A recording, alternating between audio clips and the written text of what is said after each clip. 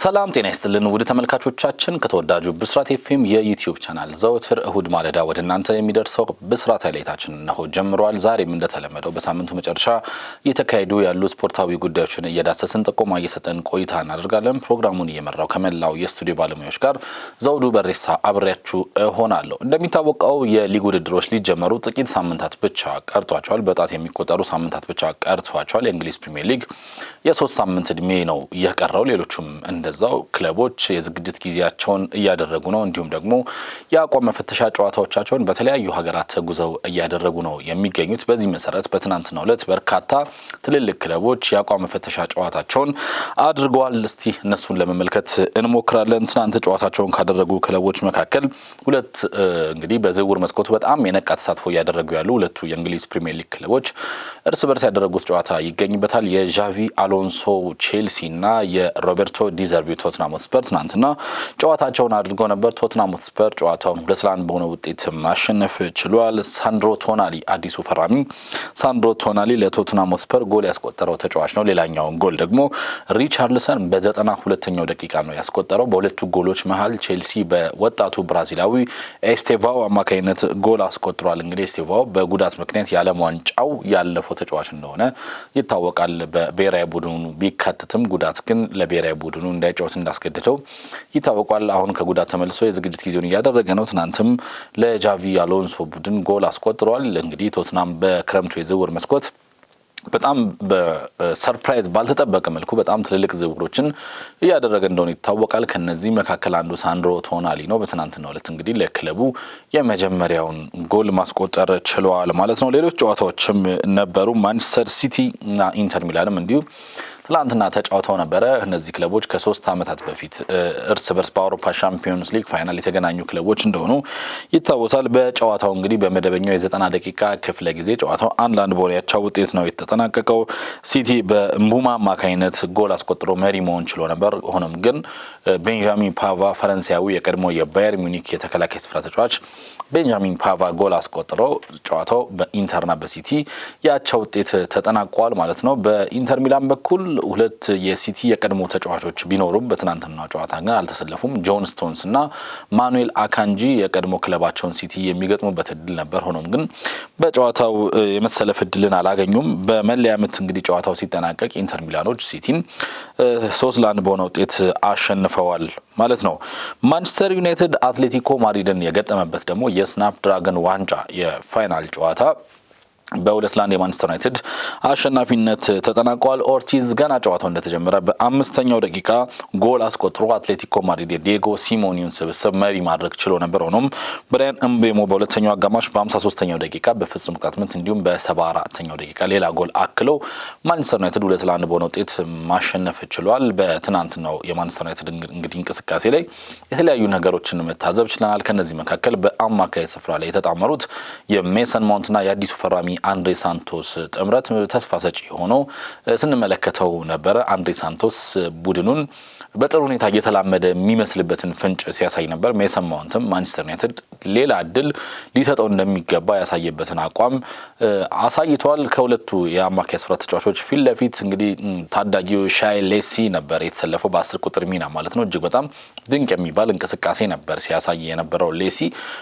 ከጨዋታው መጠናቀቅ በኋላም በርካቶች የጨዋታው ኮከብ የሚል ተቀጽላን ሲሰጡት የነበረው ለዚሁ ለታዳጊው ሻይ ሌሲ ነው። በተከላካይ መስመር እንግዲህ ሁለቱ የቀኝ ፉልባክ ሚናን የሚወጡ ተጫዋቾች ማለትም ዲየጎ ጃሎ እና ኑሳይር ማዝራዊ ሁለቱም በዓለም ዋንጫው ከነበራቸው ቆይታ እረፍት ያልተመለሱ መሆኑን ተከትሎ በትናንትናው ዕለት ሌኒ ዮሮ ነበር እዛ ስፍራ ላይ የተጫወተው። በጣም ድንቅ እንቅስቃሴም አሳይተዋል። ከጨዋታው መጠናቀቅ በኋላ ራይት ባክ ልትሆን ነው ወይ የሚል ጥያቄ ቀርቦለት አይደለም ሁለቱ ተጫዋቾቻችን አብረውን ስለሌሉ ነው እንጂ እኔ ወደ ቦታ ይመለሳለሁ ችግር የለብኝም፣ በእርግጥ ግን ደግሞ ሴንተር ባክ ነኝ ብዬ አስባለሁ የሚል አይነት ሀሳቡን አጋርቷል። የማይክል ካሪክ ቡድን እንግዲህ በክረምቱ የአቋም መፈተሻ 3ኛ ጨዋታውን ያደረገው በሬክሳም ሽንፈት እንዳስተናገደ የምናስታውሰው ነው። ትናንትና ደግሞ ድል ቀንቶታል። ከዚህ ቀደምም ከአንድ አነስ ያለ ቡድን ጋር ተጫውቶ በሰፊ የጎል ልዩነት ማሸነፉ የሚታወስ ነው ማለት ነው። ሪያል ማድሪድ ከፊዮረንቲና ሌላኛው ትናንትና የታዘብነው የጨዋታ መርሃ ግብር ነው። የጆዜ ሞሪኒዮ አዲሱ ሪያል ማድሪድ ከፊዮረንቲና ጋር ያደረገውን ጨዋታ በ2-2 የአቻ ውጤት አጠናቋል። ሄንድሪክ ጎል አስቆጥሯል። ሲሪያ ሌላኛውን የሪያል ማድሪድ ጎል ያስቆጠረ ተጫዋች ሲሆን ፒኮሊና ሞይሴኪን ደግሞ የፊዮረንቲናን 2 ጎሎች ከመረብ አሳርፈዋል። ጨዋታው በ2-2 የአቻ ውጤት ተጠናቋል ማለት ነው። ምሽቱን ደግሞ የተካሄደ ጨዋታ ነበር። ዢሮና ከዚህ ቀደም በስፔን ላሊጋ ሰርፕራይዝ ያደረገና ዘንድሮ ግን እጅግ በጣም ከባድ ጊዜ ያሳለፈው ዢሮና ከማይክል አርቴታው ሰራዊት ከእንግሊዝ ፕሪሚየር ሊግ ሻምፒዮኑ አርሰናል ጋር ጨዋታቸውን አድርገው ነበረ።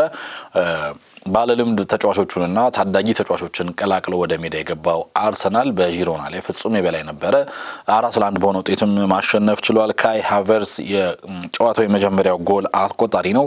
አዲሱ ፈራሚ ግሪካዊው ክሪስቶስ ዞሊስ እጅግ በጣም አቅሙን ያሳየ ከግራ መስመር ተነስቶ ምን አይነት ጎሎችን ማስቆጠር እንደሚችል ያሳየበትን ጎል አስቆጥሯል። ሌላኛው አስደናቂው የታዳጊ የመስመር ተጫዋች የፊት መስመር ተጫዋች ማክስ ዶማንም እንዲሁ ስሙን ከጎል አስቆጣሪዎቹ መካከል ያሰፈረው ተጫዋች ነው። በተጨማሪም ጋብሪኤል ሄሱስ 4ኛውን ጎል ከመረብ አሳርፈው አርሰናል ዢሮናን 4-1 በሆነ ውጤት እንዲያሸንፍ ሆነዋል ማለት ነው። የተለያዩ ምርጥ እንቅስቃሴዎችና ምርጥ አቅሞችን ከሚኬል አርቴታ ቡድን ታዝበናል። አዲሱ ፈራሚ ክሪስቶስ ዞሊስ ለአርሰናል ሌላ አማራጭ መስጠት የሚችል የመስመር ተጫዋች እንደሆነ ተመልክተናል። የጋብሪኤል ማርቲኔሊ ተፎካካሪ እንዲሆን የመጣው በተለይ ደግሞ ሊያንድሮ ትሮሳርድ ሙሉን መልቀቁን ተከትሎ ያቺን ሚና ለመሸፈን የመጣ ተጫዋች ነው። ግን ደግሞ የተሻሉ ነገሮችን ሊያሳይ እንደሚችልና ምናልባትም የቋሚ አሰላለፍ ቦታ ሊያገኝ የሚችልበት እድል እንዳለው ጭምር ተመልክተን ነበረ። ከዛ በተጨማሪ ኢቲያን ዋኒየሪም እንዲሁ በጨዋታው እጅግ በጣም ድንቅ አቅሙን ያሳየ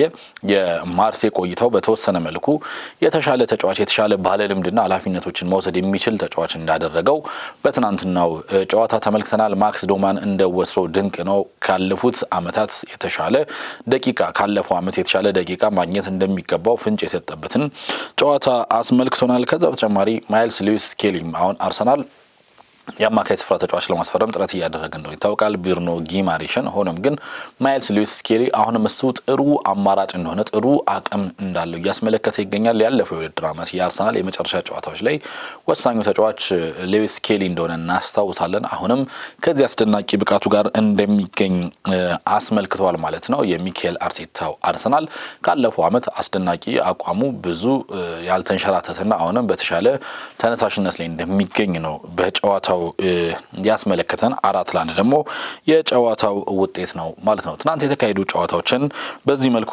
ከተመለከትን ዛሬስ የትኞቹ ቡድኖች ተጠባቂ ጨዋታ ያደርጋሉ የሚለው ለመመልከት እንሞክር። ዛሬ የሚጠበቀው የአቋም መፈተሻ ጨዋታ ሊቨርፑልና ሊድስ የሚያደርጉት ጨዋታ ነው። እንግዲህ ጨዋታው የሚጀምረው ምሽት 5 ሰዓት ነው። የአንዶኒ ኢራኦላው ሊቨርፑል እንግዲህ አቋሙን እየፈተሸ ነው። በክረምቱ እያደረገ ባላቸው የአቋም መፈተሻ ጨዋታዎች ብዙ ተጫዋቾችን ቢያጣም ቢጎሉበትም ብዙ ቦታዎቹ ክፍት ቢሆኑም ጥሩ ቡድን እየተገነባ እንደሆነ ግን ፍንጭ እየሰጠ ነው የሚገኘው።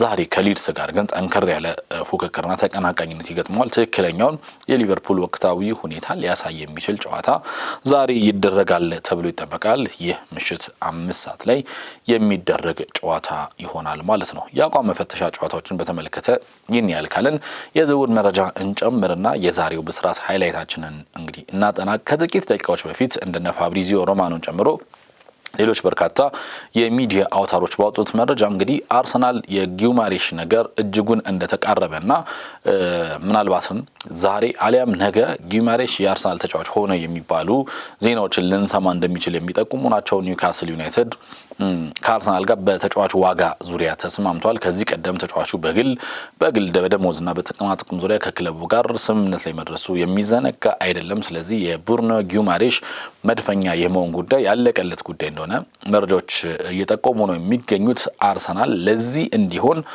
ቦታ እያስለቀቀ ይመስላል። እንግዲህ ክሪስቲያን ኖርጋርድ ባለፈው ክረምት የዝውውር መስኮት ከብሬንትፎርድ ያወጡትን ክሪስቲያን ኖርጋርድን ትናንትና ለኤቨርተን ሽጠውታል። ለዴቪድ ሞይሱ ኤቨርተን ሽጠውታል። ስለዚህ በአማካይ ቦታ ላይ ያላቸውን የተጫዋቾች ቁጥር ወይም ስኳድ ዴፕዝ እያጠበቡ ነው የሚገኙት። ለብሩኖ ጊማሬሽ በትክክለኛ ቦታ እየተመቻቸለት እንደሆነ መናገር መገመት ይቻላል ማለት ነው። በሚቀጥለው የውድድር ዓመት የአርሰናል የአማካይ ክፍል አማራጮች እንግዲህ እነዚህ ይሆናሉ ማለት ነው። ብሩኖ ጊማሬሽ፣ ማርቲን ዙቢሜንዲ፣ ዴክላን ራይስ ማይልስ ሉዊስ ስኬሊ ማለት ነው። እንግዲህ እንደነ ካይ ሃቨርዝ እንደነ ኦዴጋርድ ያሉ ተጫዋቾችም እንደዚህ አይነት አማራጮች እንደሆኑ ይታወቃል። በጥልቁ የአማካይ ክፍል ብቻ ግን አራት እጅግ በጣም አስደናቂ ሊባሉ የሚችሉ ጥራት ያላቸው ተጫዋቾች አሉት ይኖሩታል ማለት ነው። ይህ ለአርሰናል ቀጣይ ውድድር ዓመት በተለይ ደግሞ የፕሪሚየር ሊጉን ዋንጫ ካሳካ በኋላ ይህንን ስኬቱን ማስቀጠል እንዲሁም ደግሞ እጅጉን እየተቃረበው የሚገኘውን ሩብ ፍጻሜ፣ ግማሽ ፍጻሜ የደረሰበትን የአውሮፓ ሻምፒዮንስ ሊግ ዋንጫም የማሳካት ውጥኑን ለመደገፍ የብሩኖ ጉማሬሽ አይነት ባለልምድና እጅግ በጣም ጠንካራ እጅግ በጣም ብልህ አማካዮች አስፈላጊ እንደሆኑ ታምኖበታል። ወደ ኤሚሬትስ የሚደርስበት ጊዜ እጅጉን እንደተቃረበ ነው መረጃዎች የሚጠቁሙት። አሁንም ከነ ቪኒሺየስ ጁኒየር ጋር የተነካኩ ጉዳዮች እንደቀጠሉ ነው። ከጊዜ ወደ ጊዜ ከሪያል ማድሪድ ጋር ያለው ነገር አላልቅ ማለቱን ተከትሎ ደግሞ ወደ እልባት አለመደረሱን ተከትለው በአቋማሪ ድርጅቶች ቪኒሺየስ ጁኒየር የአርሰናልን ማሊያ የመልበስ እድሉ እየጨመረ እንዳለ እየተነገረ ነው የሚገኘው። ነገ ሰኞ የቪኒሺየስ ወገንና ሪያል ማድሪድ የመጨረሻ የሚባል ውይይትና ምክክር ያደርጋሉ። ከዛ በኋላ ሁሉም ነገር ሊለይለት እንደሚችል ከወደ ስፔን የሚወጡ መረጃዎች እየጠቆሙ ነው የሚገኙት። ምንም እንኳን ቪኒሺየስ ጁኒየር በአርሰናል የመዘዋወር እድል ቢኖረውም ባይሳካ እንኳን በአርሰናል በኩል ግን አንድ ስሙ ትልቅ የሆነ ከፍ ያለ ዋጋ ያለው የፊት መስመር ተጫዋች የሚያስፈርሙበት እድል ግን ሰፊ እንደሆነ እየተነገረ ነው የሚገኘው። አልቫሬዝ ከዚህ ጋር በተያያዘ ስሙ እየተነሳ የሚገኝ ተጫዋች ነው። ኢቭን ለአትሌቲኮ ማድሪድ ገንዘብ ብቻ ሳይሆን ባለፈው ክረምት የዝውውር መስኮት ያስፈረሙትን ቪክተር ዮኬሬሽን ጨምሮ የመስጠት ሀሳብ በአርሰናል ሰዎች በኩል እንዳለ እየተነገረ ነው ከጁሊያን አልቫሬዝ ጋር በተያያዘ። ስለዚህ የሚካኤል አርቴታው ሰራዊትን አንድሬ ቤርታና